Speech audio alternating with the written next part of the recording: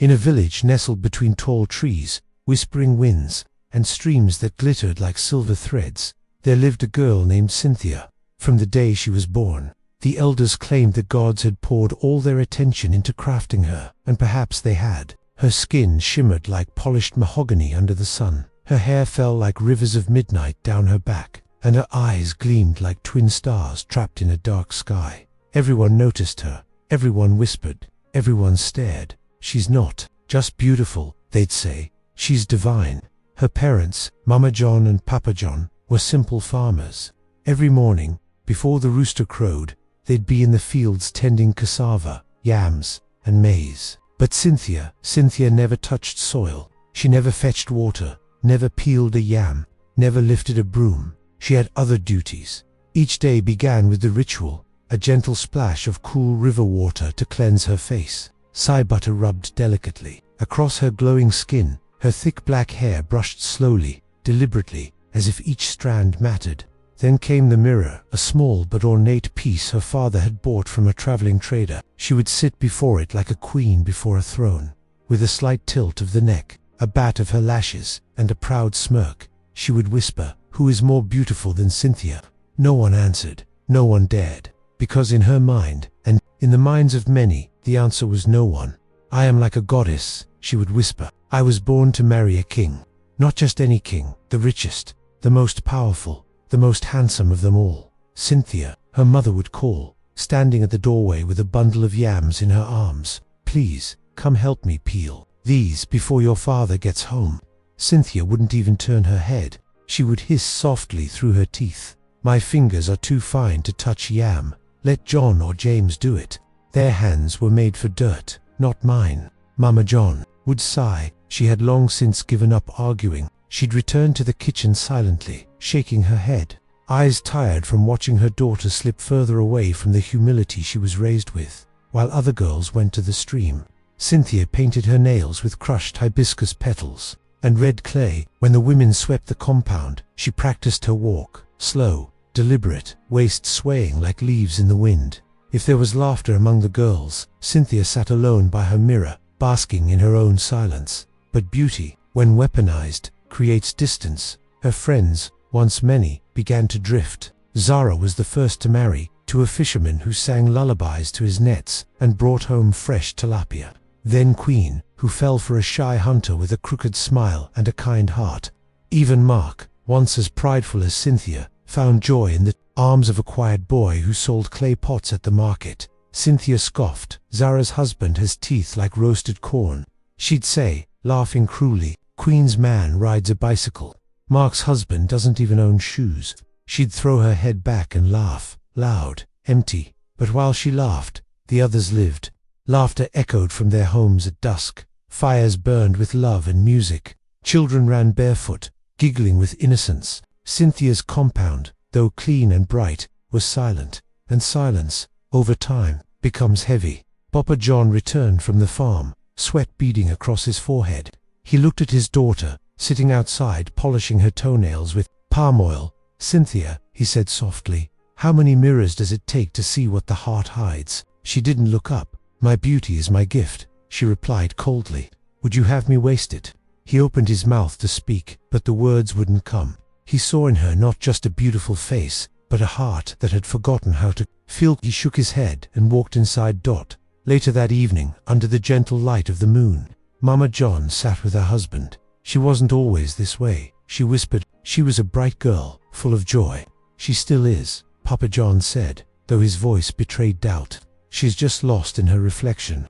The next morning, Cynthia stood before her mirror again, admiring the glow of her freshly oiled skin. She wore a new wrapper that shimmered in the light and tied a scarlet cloth around her head. Today was market day.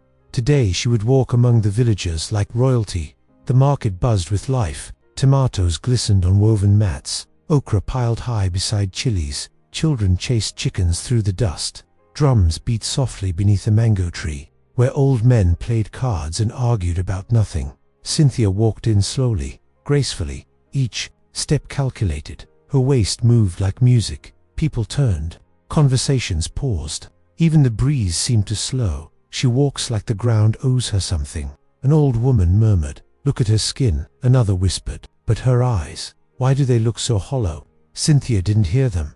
Or maybe she did and just didn't care. Attention was her air. And today she was breathing freely. She was just passing the spice vendor when it happened. A sudden jolt, a thud, and her basket flew from her hands. Red peppers rolled across the dirt. She stumbled slightly, her eyes flashing with irritation. At her feet lay a bundle of firewood and a frail, bent woman on her knees, struggling to rise. Mama Michael, the oldest woman in the village, respected, wise, kind. Her hands trembled as she tried to gather the scattered sticks. "Forgive me, my child," she said gently, her voice cracked with age. "My eyes are not as sharp. Why are you standing in my way like a goat?" Cynthia snapped. "You've ruined my outfit. Do you even know who I am?" The market fell into stunned silence. Birds stopped chirping.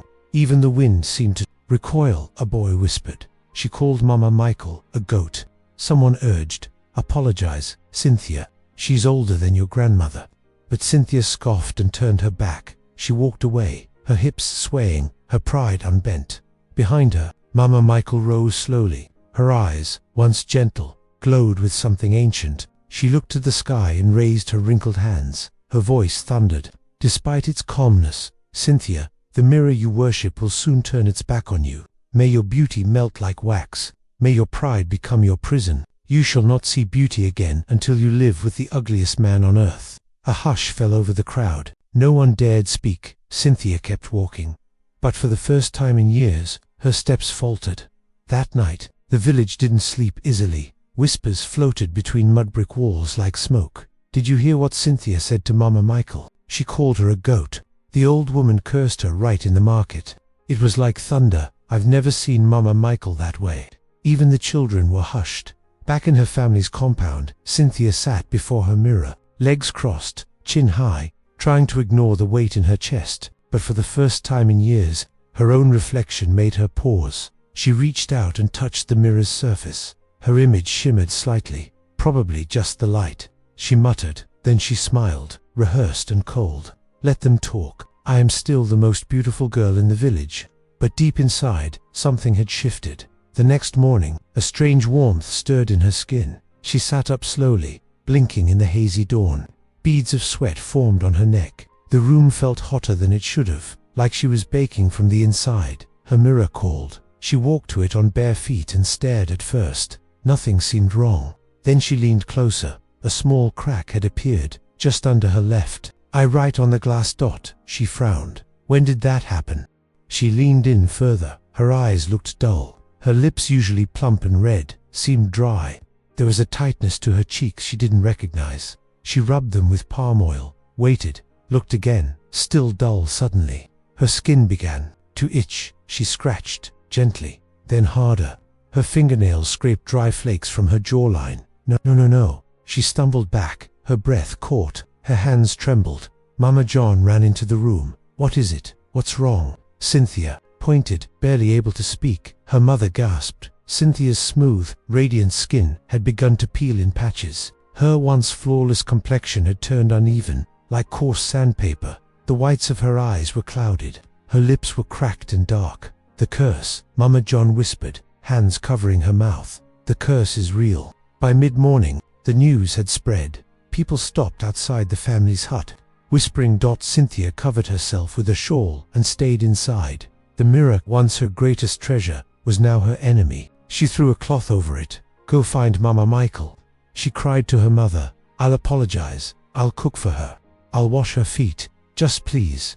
Mama John did search. She asked at the stream, at the healer's hut, near the mango grove, even at the burial grounds. But Mama Michael was nowhere to be found. It was as if the earth had swallowed her whole. Cynthia didn't eat for 2 days. She sat in a corner, rocking slightly, afraid of her own shadow. She heard children run past and scream. "She looks like a cursed toad. Mama said not to go near her or will turn ugly too." She clenched her jaw and held back tears. But that night, she wept so hard her chest ached. Papa John sat quietly by the door, watching his daughter crumble. He wanted to be angry, but he saw a broken girl where once there had been a queen of mirrors. By the end of the week, Cynthia's reflection had become unrecognizable. Her nose had widened. Her once sculpted cheekbones were swollen.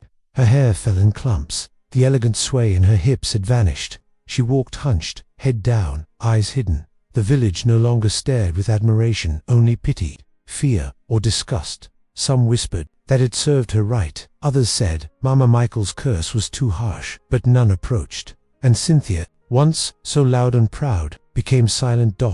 Zara came one afternoon, her baby strapped to her back. She stood outside the hut and called gently, "Cynthia, I brought you some guava." There was no reply. Inside, Cynthia sat behind the doorway, knees to chest, holding in her breath so she wouldn't be seen. She wanted to scream, but what would she say? That she was sorry for mocking Zara's barefoot husband, that she regretted every cruel word, that she would trade all the mirrors in the world to feel human again. On the 10th day, a child tossed a stone at the hut and yelled, which Papa John chased him away, but the damage was done. Cynthia buried her face in her hands and sobbed. That night, a fever came. She tossed in her sleep, sweating, muttering Mama Michael's name over and over again. At one point, she opened her eyes and swore she saw the cracked mirror glowing beneath its cloth. She pulled it free. The crack had widened, and now, when she looked into the glass, she didn't see herself. She saw a stranger, hollow eyes, bitter mouth, peeling skin, no trace of pride. "What have I done?" she whispered.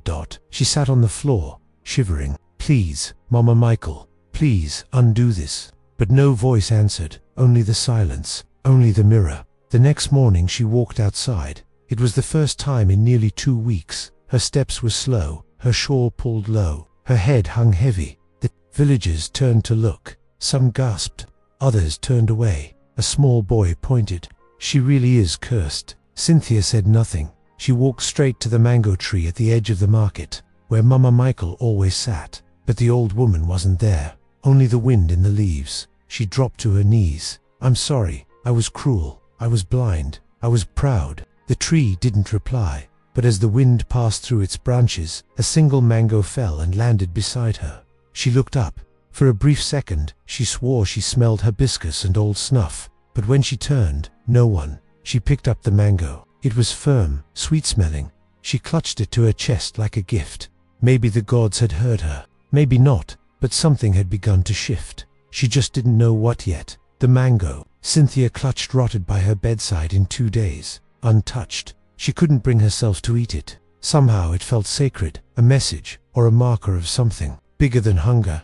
She let it shrivel in silence. The villagers had resumed their routines, though their glances still lingered a second too long whenever she stepped outside. But whispers faded. Curiosity was giving way to boredom. Until the stranger came. It was just after midday, when the heat hung heavy and the scent of grilled yam filled the air, that he arrived, cloaked in grey robes, straw hat pulled low, walking, stick-tapping with each step like a metronome made of bone. He moved without urgency, but every eye followed him. He stopped at the center of the village. No one spoke. Not even the old drummers tapped their usual rhythm. The man raised his face only slightly. His features were covered in shadows, but his voice was clear, low, steady, impossible to ignore. "Where is Cynthia, daughter of John?" gasps fluttered through the crowd. From behind her mother's hut, Cynthia stepped forward slowly, arms crossed over her tattered wrapper. Her eyes were sunken, her hair wrapped loosely in cloth. She looked like a faded ghost of the girl she once was. The man turned to face her. "You carry a curse," he said, not unkindly. "And that curse has only one end." Cynthia's lips parted. "Tell me, please." He leaned on his staff. "You will not find freedom until you marry the ugliest man alive." The crowd broke into uneasy murmurs. "But not with your body," he added. "You must marry him with your soul." A woman whispered, "What does that even mean?" The man continued, "He will be filthy, loud, foul, and full of demands. You must serve him without pride. You must love without vanity. Only then shall your reflection return." Cynthia's throat went dry. "And if I refuse?" The man's voice dropped lower. "Then you will decay until the last piece of your beauty rots from your bones."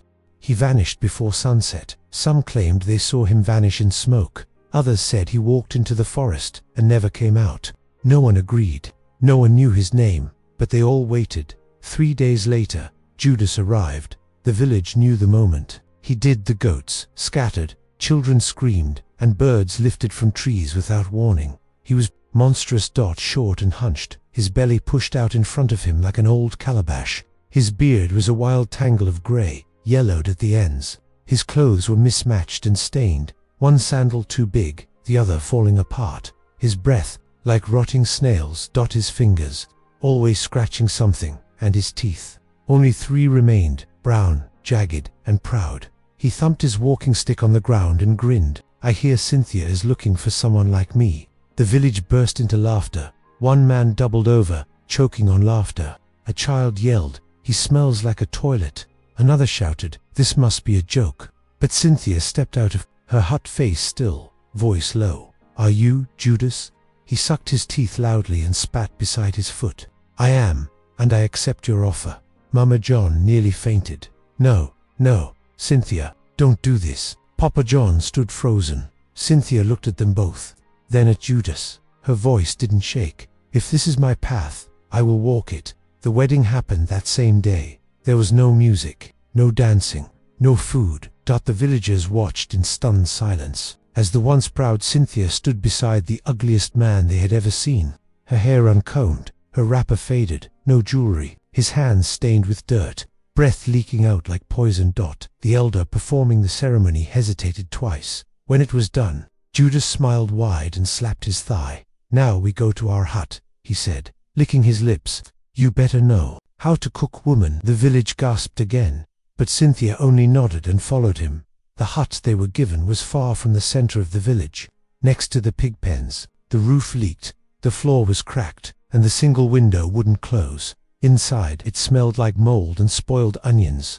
Judas stripped off his torn shirt, let out a long fart, and dropped onto the mat. "You sleep over there, don't snore. And tomorrow, you wash my feet." Cynthia sat by the broken window, staring out into the night. She didn't cry, not yet. Days passed. Judas was worse than expected. He woke her before dawn, shouting, "I'm hungry. I want yam and okra soup." He scratched his back and barked, "Scratch this itch higher. No, lower, useless fingers." He insulted her food, spat on the floor, farted in his sleep, chewed loudly, picked his nose, and accused her of breathing too loud. "Can you even cook properly? Why do you blink so much? Are you possessed?" But Cynthia, the same girl who once hissed at her mother for asking her to peel yams, said nothing. She fetched water, she cooked, she scrubbed the floor with dried leaves. She washed Judas' crusty feet in silence. Each morning her back ached. Each night her dreams were filled with echoes of laughter from the market, the old Cynthia mocking everyone. One afternoon, she passed Queen and her husband by the stream. Queen looked away quickly. Cynthia stopped, swallowed her pride, walked over. I was cruel," she said. "Your husband is a good man. You are lucky." Queen looked at her not with hatred, but confusion, then nodded gently. "Thank you, Cynthia." Another time, she helped Mama Eliza, the blind woman from the North End, carry her firewood to her hut. The old woman blinked in surprise. "Who is this?" "Just someone trying to be better," Cynthia replied. Inside the hut, Judas burped and growled, but outside, Cynthia began to walk differently, not with sway, not with pride, but with purpose. One night, she returned from the stream and found Judas asleep, snoring like a dying lion. The air reeked, the mat was soaked with his sweat. She sat by the window and stared at the moon. She whispered, "If I ever become beautiful again, I will never mock another soul. I will never forget what it means to be broken."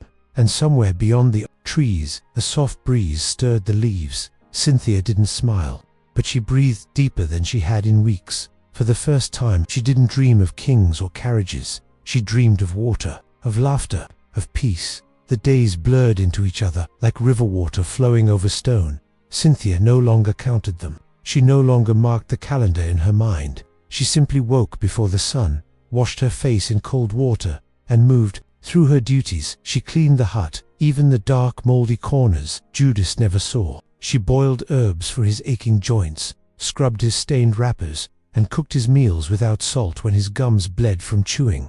"You forgot pepper again," he barked one evening. She didn't reply. She just handed him warm water and walked away. But beyond the walls of that stinking hut, Cynthia had become someone else entirely. She returned to the stream, not to bathe or admire her reflection, but but to help. She offered to carry heavy buckets for older women and lifted small children from slippery stones. When she passed by the schoolyard, she often stopped to help untangle braids or patch a torn wrapper. Her hands, once too fine for yams, now bore tiny scars from hard work. Her voice, once sharp and vain, was now quiet and kind. One morning, she crossed paths with Mark, one of her oldest friends. He was holding a baby on his hip and struggling to balance a bag of plantains. Cynthia stepped forward without a word, took the bag from his shoulder, and walked beside him. They didn't speak for a while. Then Mark said softly, "I never thought I'd see you like this." She smiled. "Neither did I." He paused. "You've changed." She nodded. "I had to lose everything to see what I'd become." He looked at her, at the dry patches on her skin, the faded cloth on her head, her swollen fingers, and still, somehow, she looked whole. "You're still Cynthia," he said. She shook her head gently.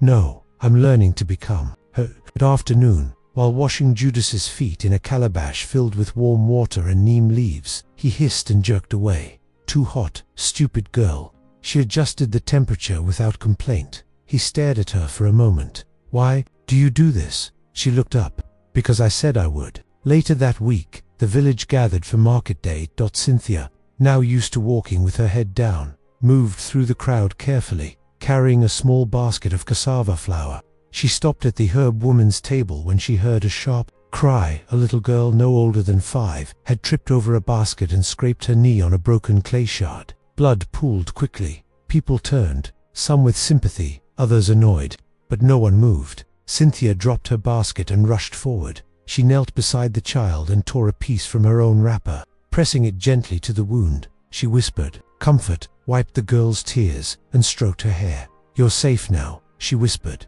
"You're strong." The girl clung to her neck and sobbed quietly. When Cynthia looked up, she froze. Under the shadow of the old mango tree, just a few feet away, sat Mama Michael, alive still, watching. Her eyes, sharp and ageless, locked with Cynthia's. She said nothing. Cynthia held her gaze for a long moment, then slowly bowed her head. That night, the air was unusually still. Inside the hut, Judas had fallen asleep early, his snores vibrating the rafters. Cynthia sat near the window, staring at the moon, full and white, and watching her without judgment. She whispered, "If this is my life, I accept it. If this is my punishment, I understand it. But, if there is still hope, please, let me become someone I'm proud of." Then, she lay down beside the wall and closed her eyes. In her dream, she stood at the edge of a lake, the water still and dark as obsidian. Across the lake stood Mama Michael, glowing. Her wrinkles were smooth, her eyes brighter than the moon. Behind her, her robe flowing like mist. "You have suffered," the old woman said. Cynthia lowered her head. "I deserved to. You have served." "Because I had to." Mama Michael smiled gently. "No, you served because you chose to, and that is why your beauty has returned." Cynthia looked at her hands.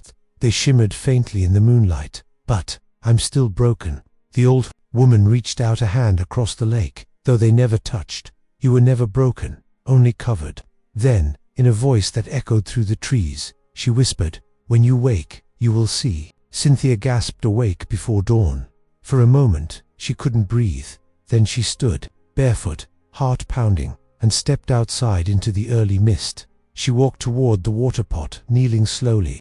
She pushed the lid aside, leaned over, and froze. Her reflection looked back at her, the real one. Her skin was smooth again, rich and even, her lips full, eyes wide and bright. Her hair, where once there were patches and bald spots, now grew thick and healthy. She touched her cheeks, her chin, her arms. She laughed, then cried, then laughed again. But this time, it wasn't pride. It was relief. Joy.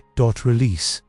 She stepped back into the hut as sunlight spilled across the floor. Judas stirred, blinking at her through sleep-filled eyes. He squinted, then sat up slowly. "You're not my wife," he said, rubbing his face. "My wife is ugly." Cynthia looked at him softly. "And you were part of my journey." He stared at her, bewildered. "But who will cook for me now?" She smiled, gently. "May you find someone who loves you as you are." Then she placed a calabash of hot yam stew beside his mat and walked away, head high, spirit light, heart full. She didn't look back. Cynthia didn't return home. Not right away. She walked barefoot and quiet, Through the village, just as the sun yawned over the horizon, roosters crowed, smoke curled from kitchens, women stirred pots, and the scent of pepper and onions danced in the morning breeze. People looked up, they froze, eyes widened, mouths opened, baskets slipped from fingers. Is that it? Can't be. That's Cynthia, not the broken girl, not the hunched wife of the monster. This was the Cynthia they remembered only. Different. She moved, not with vanity, but peace. She greeted every person she passed, the basket weaver, the palm wine tapper, even the children who had once called her a witch, and she smiled, not for admiration, but from within. Mama John saw her first and dropped her broom in disbelief. "My daughter," she whispered. Cynthia rushed into her arms. They both cried, one with joy, the other with humility. Papa John stood a step back, tears in his eyes. "She's back," he said, softly. But Cynthia shook her head. "No, Papa, she's just now arriving." By midday, the village was buzzing. People gathered to hear what had happened. Not the gossip this time, but the truth. Cynthia stood before them all, her hair brushed, her wrapper clean, her eyes calm. She told them everything. Every insult she had thrown, every tear she had cried, every time she'd washed Judas's feet and swallowed her pride. She didn't glorify her pain. She didn't dramatize the curse. She simply told the truth. "I used to worship my mirror," she said, "but I couldn't see past my own face. Now I see faces everywhere, faces that matter." The villagers didn't cheer. They didn't throw flowers. They just listened and believed. Later that week, Mama Michael appeared at the market again. Cynthia saw her by the tomatoes and walked over. Kneeling gently before her, Mama Michael placed a hand on her head and said, "Stand up, child, your heart already has." They embraced like grandmother and granddaughter. The circle, finally, complete. Time passed. Cynthia helped rebuild huts. She taught little girls how to braid. She visited lonely elders and brought them guavas. She greeted the blind with warmth, and never again did her voice rise above anyone else's. And yes, she even visited Judas. She brought him food once a week. He never thanked her. He only grumbled and picked his teeth. But she didn't mind. She had already been given the only thanks she needed. One morning, a caravan arrived from the northern hills. Horses with golden manes, guards in woven armor, and a tall man dressed in rich green robes. He came not with drums or trumpets, but with stories. He had heard of a woman, a cursed beauty who rose from pride to grace, a woman who walked away from mirrors to find her reflection in service. He came to see if the stories were true. He met Cynthia at the village square. When he saw her, he bowed. "I am Prince Dakare," he said, "and I've crossed rivers too. Meet the woman whose stories softened even my father's heart." Cynthia bowed back. "I'm just Cynthia," she said, "daughter of farmers, wife of a lesson, friend to her past." He smiled. They spoke under the mango tree. Then again the next day, and again the next. He didn't ask for her hand on the first day, or the second, or even the fifth. He watched. He watched how she washed her mother's feet, how she tied a bandage on a boy's knee, how she lifted old crates without waiting for help. And then, he asked, "Would you honor me with your yes?" Cynthia smiled. "I don't belong to palaces or gold." "Good," he said, "because neither do I. I want a home with heart, not marble." Their wedding was the grandest the village had ever seen, not for the decorations, but for the feeling in the air. Drums echoed for miles. Women ululated until their throats were raw. Children danced with mango leaves tied to their ankles. Even the trees seemed to sway with joy. Cynthia wore no crown, no diamonds, just a white cloth and flowers braided into her hair. Mama John wept. Papa John danced. Judas, from a distance, watched with his crooked smile, chewing on bitter kola. Cynthia waved at him once, a small, kind gesture. He turned away. But later, he found a new calabash at his door, filled with hot soup and fresh bread. And beside it, a new wrapper folded neatly. No name, no note. Just Cynthia still giving. She never uncovered the mirror again. It stayed wrapped in cloth, tucked beneath her bed, because now when she needed to see herself, she looked at the way children ran to hug her knees. She saw it in the lines on her mother's smile, in the stories women shared when she passed, in the calm she carried inside her chest. Beauty wasn't in her face anymore. It was in her choices, her words, her silence. One day, many years later, a little girl asked her, "Is it true you were once cursed?" Cynthia laughed gently. "Yes, but it was a gift in disguise. What kind of gift? Cynthia knelt and touched the girl's cheek, the kind that shows you who you really are, and who you can still become. If you watched until the end, comment the word reborn, subscribe to the channel, and share this video with friends and family.